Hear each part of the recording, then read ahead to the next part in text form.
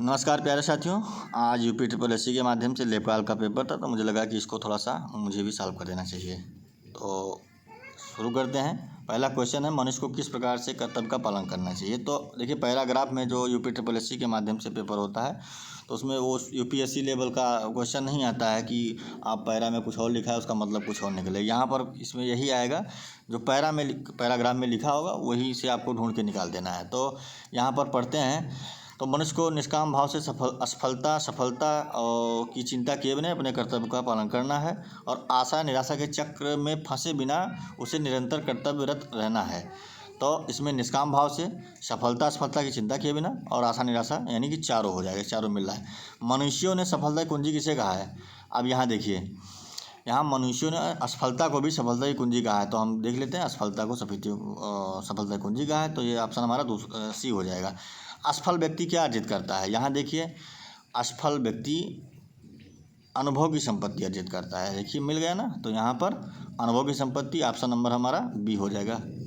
उसके बाद चौथा क्वेश्चन हमारा कौन सा है, कैसे व्यक्तियों का जीवन धीरे धीरे बोझ बन जाता है। तो चौथा, कैसे व्यक्तियों का जीवन धीरे धीरे बोझ बन जाता है। ऐसा व्यक्ति जो उद्देश्य की पूर्ति के लिए दोबारा प्रयत्न नहीं करते हैं, अर्थात जो असफल हो गए हों एक बार और दोबारा जो प्रयत्न करते हों। तो इसमें जो है हमको ए ऑप्शन मिल जाएगा, चौथे का ए सही हो जाएगा। पांचवा कह रहा है, जीवन की सार्थकता किसमें है। तो जीवन की सार्थकता किसमें है, इसमें ऑप्शन सी चाहिए होगा। मैं दिखा देता हूँ आपको, कर्तव्य मार्ग पर चलने में आनंद में। देखिए कह रहा है कर्तव्य के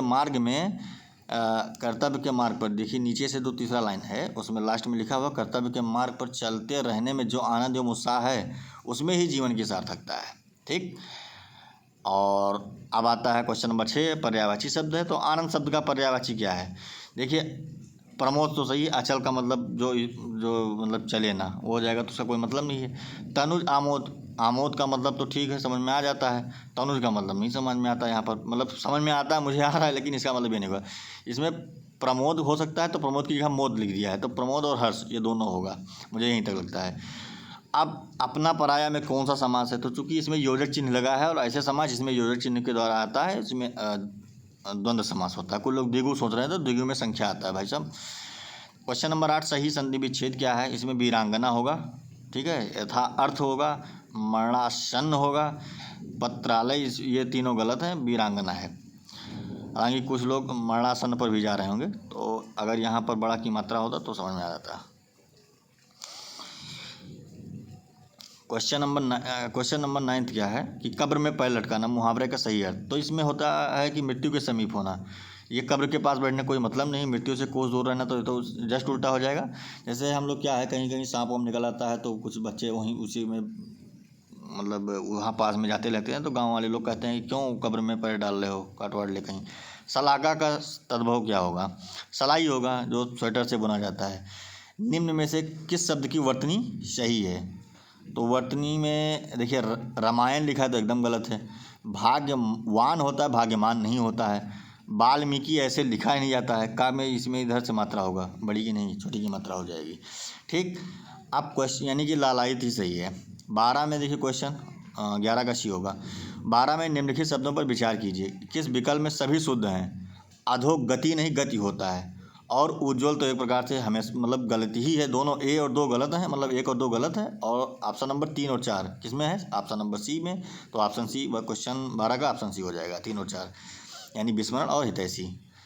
देखिए, मुझे नहीं मालूम कौन सा पेपर सेट है, तो आप अपने हिसाब से देख लीजिएगा जिसका जैसे सेट होगा। तो आप क्वेश्चन नंबर 13, निम्न में से कौन सा शब्द स्त्रीलिंग नहीं है। देखिए, संबल नहीं है, यामा, योजना, भिक्षा, ये तीनों स्त्रीलिंग है। किस विकल्प में सही विलोम युग्म है। सांझ, दोपहर, ठीक, शाम, दोपहर, ये नहीं है। शुष्क, क्षुद्र, तो क्षुद्र बहुत छोटा होता है, तो छोटा और सूखा क्या मतलब है। यहाँ अगर सुबह दोपहर होता, सुबह शाम होता समझ में आता है, रात दोपहर हो समझ में आता है। इसका मतलब कृपण और दाता। दाता मतलब दानी, कृपण मतलब जो लेता हो। प्रसन्न प्रफुल्ल दोनों एक ही है।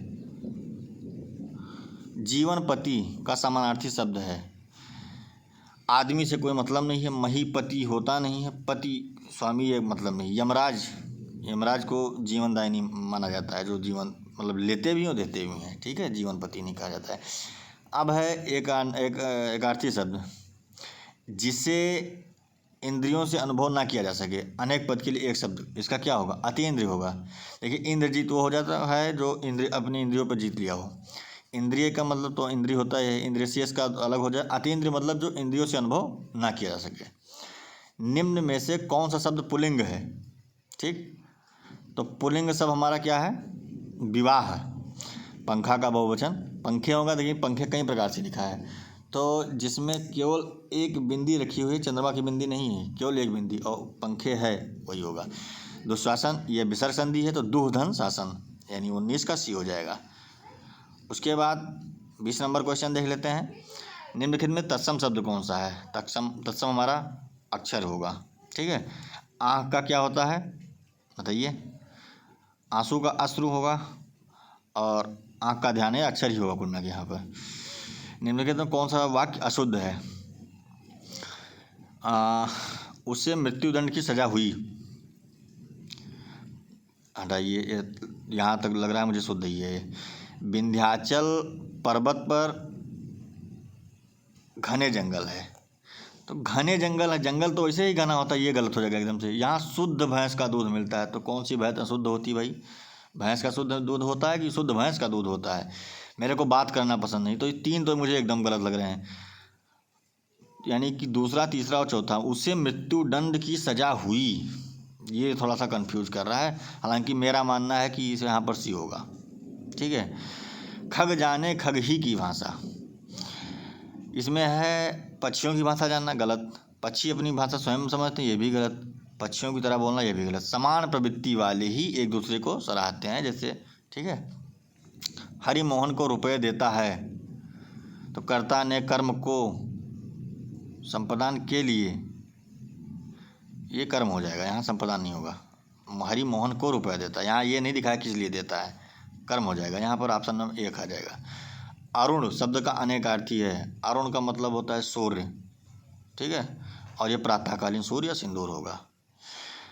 क्वेश्चन नंबर 25 है। आज की सभा में अनेकों लोग उपस्थित थे। देखिए यहाँ जो टिक लगा हुआ है, मैं किसी का पेपर लिया हूँ, इसका मतलब ये नहीं कि जो मैं इसमें टिक लगा वही मान ली, इसीलिए मैं बता दे रहा हूँ, अलग अलग क्वेश्चन का अलग अलग आंसर बता भी रहा हूँ आपको। इसके अलावा भी मैंने आंसर बताए हैं इसमें से, कि जो टिक लगा है उसमें से ही मैं नहीं बताया हूँ, ये अलग है।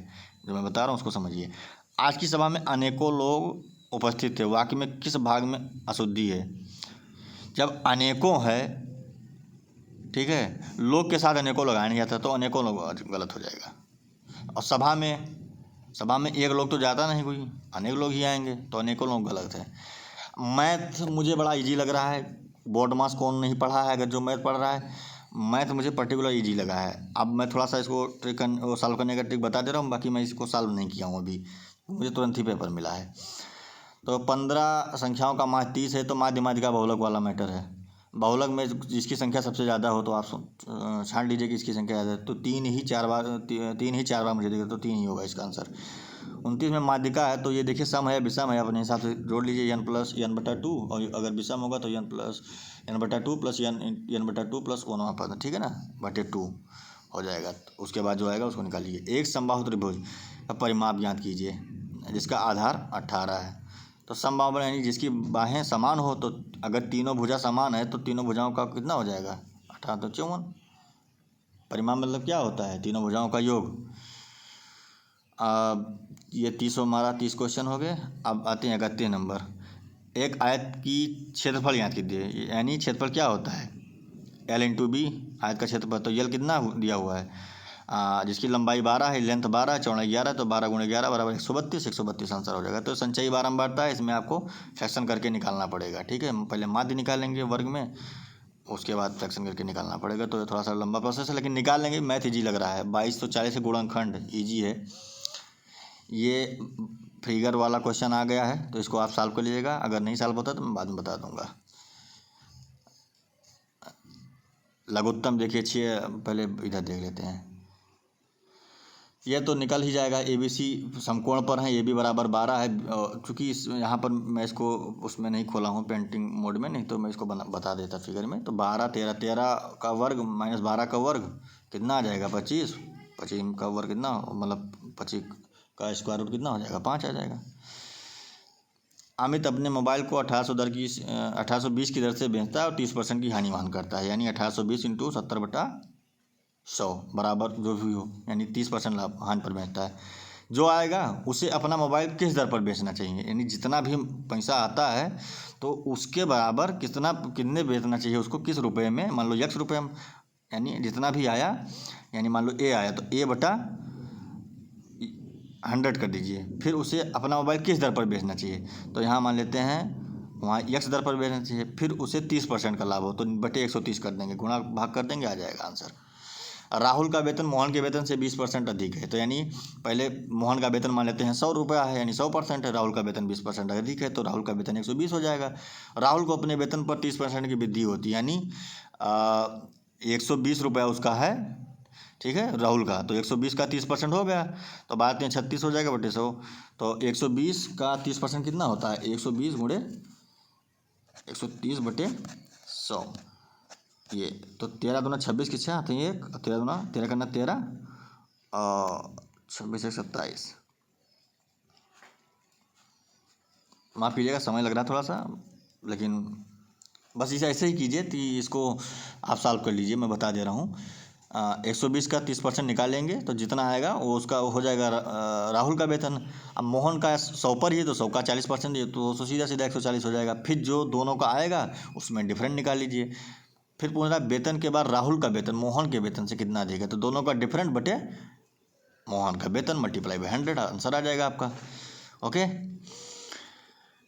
अब ये लघुत्तम समापवर्तक आ गया, पूछ लिया, एलसीएम पूछा है तो अंश का एलसीएम बटे हर का एचसीएफ, तो एचसीएफ इसमें 1 हो जाएगा और एलसीएम ऊपर वाले का आ रहा है 3 2 4, तो 4 2 का एलसीएम 4 ही होगा, 3 चौक 12, 12 आंसर हो जाएगा। ऐसे ही इसमें दिया हुआ है, ये भी बड़ा आसान सा क्वेश्चन, आप सॉल्व कर लीजिएगा। मेरा मेन फोकस जीएस और हिंदी ही था, ठीक है। इसका मतलब ये नहीं कि मुझे मैथ नहीं आता है, यहाँ पर सॉल्व करने का मेरे पास वो सिस्टम नहीं, मैं सॉल्व कर देता इसको।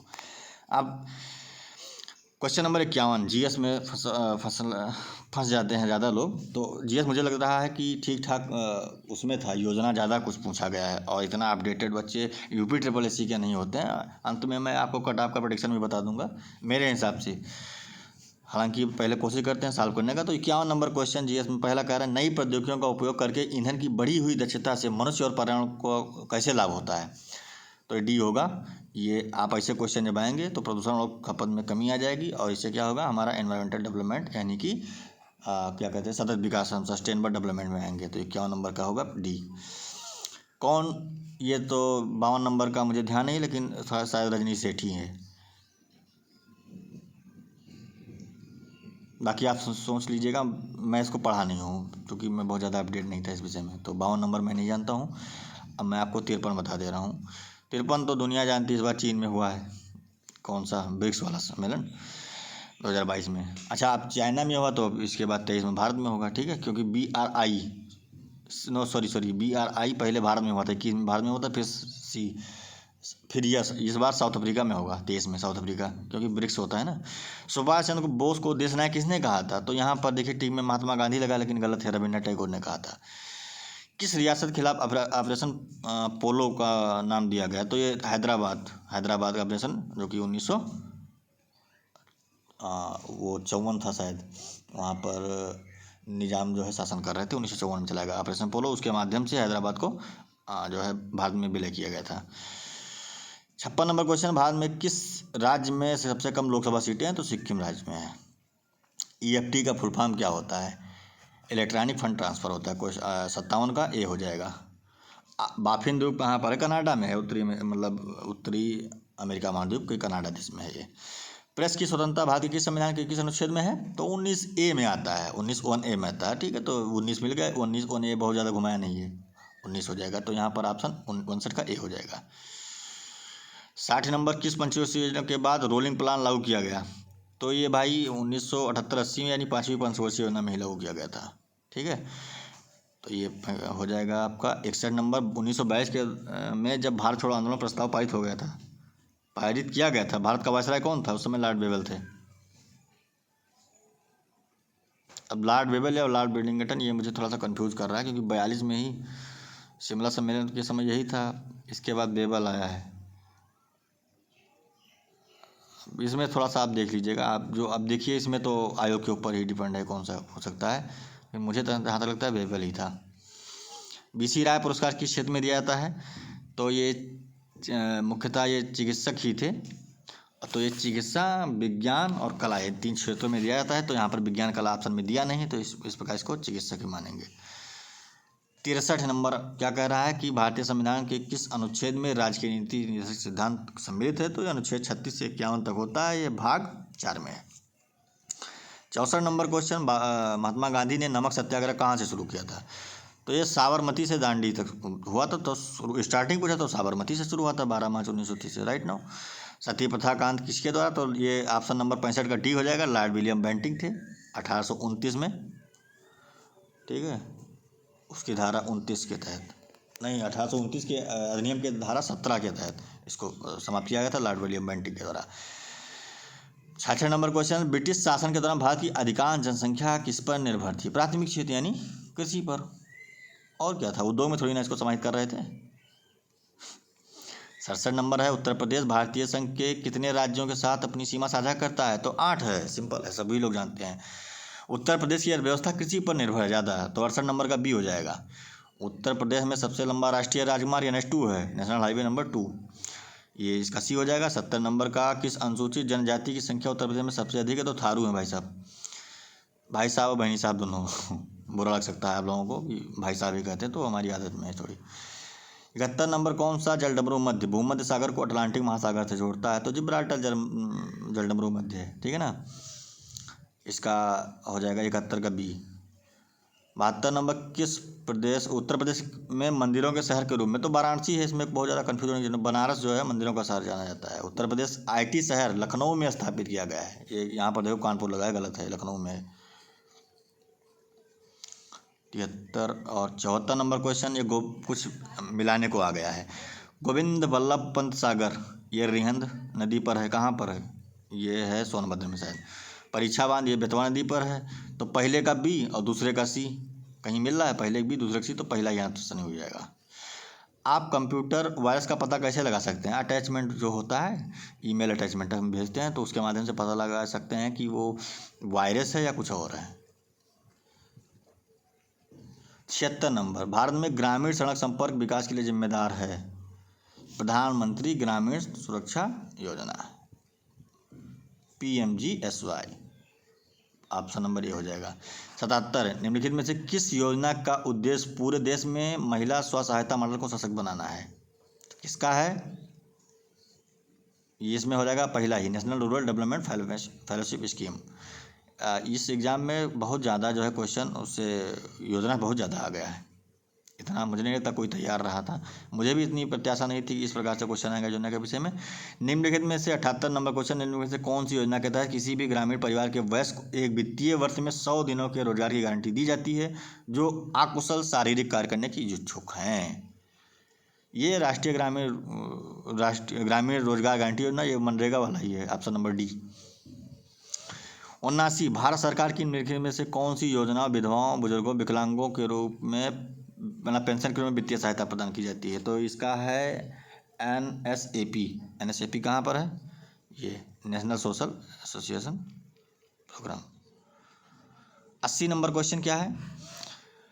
किस योजना का उद्देश्य भारत में ग्रामीण गरीब लोगों को आवास प्रदान करना है? तो ये प्रधानमंत्री आवास योजना, तो बहुत सारे लोग जानते हैं, 2015 से शुरू हुआ है, ठीक है। 80 नंबर क्वेश्चन। 81, ये तो किसी का नहीं गलत हुआ होगा। 80 नंबर, प्रधानमंत्री आवास योजना। भारत सरकार की निम्नलिखित में से कौन सी योजना ग्रामीण क्षेत्रों से शहरी क्षेत्रों की युवाओं को प्रवास करने रोकने से जो है प्रस्ताव करती है कि प्रवास ना हो? तो संपूर्ण ग्रामीण रोजगार योजना, 81 का डी हो जाएगा। पंचायती राज प्रशिक्षण संस्थान निम्नलिखित में से कहाँ पर है? लखनऊ में है, और इसकी एक अलग शाखा जो है अलीगंज में है, मेरठ नहीं है, लखनऊ होगा, ठीक है। 83 नंबर, उत्तर प्रदेश द्वारा की गई ई स्वास्थ्य पहल, तो पहला ही हो जाएगा HMIS, स्वास्थ्य प्रबंधन सूचना, Uttar Pradesh health management information system. 84, निम्नलिखित में से भारत सरकार की किस योजना का उद्देश्य बालिकाओं के उत्तरजीविता को सुनिश्चित करना है? बेटी बचाओ बेटी पढ़ाओ, बहुत दिन से चल रहा है ना, इस पर यही होगा 84 का। ये UPRRDA, UP rural road development agency, ये जो है 2002 में हुई थी, लेकिन 2002 और 2003 के में हुई थी, तो यहाँ पर ऑप्शन 2003 दिया, इसलिए यही होगा। स्वच्छ भारत मिशन ग्रामीण जो था 2 चरणों में किस वर्ष शुरू किया गया, ये मुझे इस समय ध्यान नहीं आ रहा है, तो आप देख लीजिएगा। निम्नलिखित में से किस संस्थान का मिशन भूमि संसाधनों के स्वास्थ्य और उत्पादकता को एक अस्थायी तरीके से संरक्षित करना और सभी संभावित खेती योग्य भूमि की रक्षा, पुनर्वास और पुनः उत्पादन करना था? ये उत्तर प्रदेश भूमि सुधार निगम, ठीक है, इसके माध्यम से था। 88 नंबर, भूमि सुधार निगम के तहत FSS का पूर्ण रूप क्या है? ये मुझे लगता है कि फ्रेश फील्ड स्कूल होना चाहिए, फ्रेश फील्ड स्कूल या फार्मर फील्ड स्कूल। मैं भी एक्चुअली इसके बारे में नहीं पढ़ा, क्योंकि मैं भूमि सुधार के बारे में पढ़ा तो, लेकिन अब इतना अंदर नहीं गया, क्योंकि मुझे लेखपाल का पेपर देना नहीं था। ठीक है, तो 89 नंबर क्वेश्चन क्या है? केंद्र सरकार की निम्नलिखित में से कौन सी योजना धुआं मुक्त ग्रामीण भारत की परिकल्पना कर रही है? तो उज्ज्वला योजना इसी की चलाई जाएगी। उज्ज्वला मतलब सिलेंडर और जो दिया जाता है महिलाओं को, ये बहुत फेमस है, तो ये ऑप्शन आपका प्रधानमंत्री उज्ज्वला योजना, ऑप्शन नंबर सी 89 में हो जाएगा। 90 नंबर क्वेश्चन में देखता हूँ, ग्रामीण क्षेत्रों की अर्थव्यवस्था और बुनियादी ढांचे को मजबूत करने के लिए 2021 में निम्नलिखित में से कौन सी योजना शुरू की गई थी? ये मातृभूमि योजना है, उत्तर प्रदेश मातृभूमि योजना। ठीक। 91 नंबर क्वेश्चन, कौन सी योजना दुर्व्यापार और व्यावसायिक यौन शोषण से पीड़ितों के दुर्व्यापार की रोकथाम और बचाव पुनर्वास को पुनः एकीकरण के लिए है? तो मुझे लगता है ये आजीविका स्कीम है, इसका ऑप्शन नंबर सी हो जाएगा। आप संख्यकों के लिए जो कला शिल्प से संबंधित, तो ये उस्ताद योजना है, ठीक है ना। 93 नंबर क्वेश्चन में ये ट्रेड होगा, ट्रेड योजना, 93 नंबर का ट्रेड हो जाएगा। फिर 94 नंबर क्वेश्चन आ रहा है अपना, कौन सा मंत्रालय नोडल विभाग आजीविका राष्ट्रीय आजीविका मिशन को संभालता है? Ministry of social justice and empowerment, right. तो इसका हो गया पहला, सामाजिक न्याय एवं अधिकारिता मंत्रालय। 95 नंबर क्वेश्चन, सौर फोटोवोल्टिक सिंचाई पंप योजना के तहत छोटे और सीमांत किसान केंद्र सरकार की सब्सिडी के अलावा 1800 वाट सरफेस सोलर पंप के लिए कितने अनुदान के पात्र हैं, कितने %? तो ये 30% है। ये बजट में जो है इसको लिखित भी किया जा चुका है। और इसके अलावा एक मतलब सिविल सर्विस के एग्ज़ाम में UP PCS में पूछा जा चुका है कि जो है गवर्नमेंट जो है कितना % एक्स्ट्रा अनुदान देगी, ठीक है, इसके लिए। तो ये 30% योगदान ही देगी।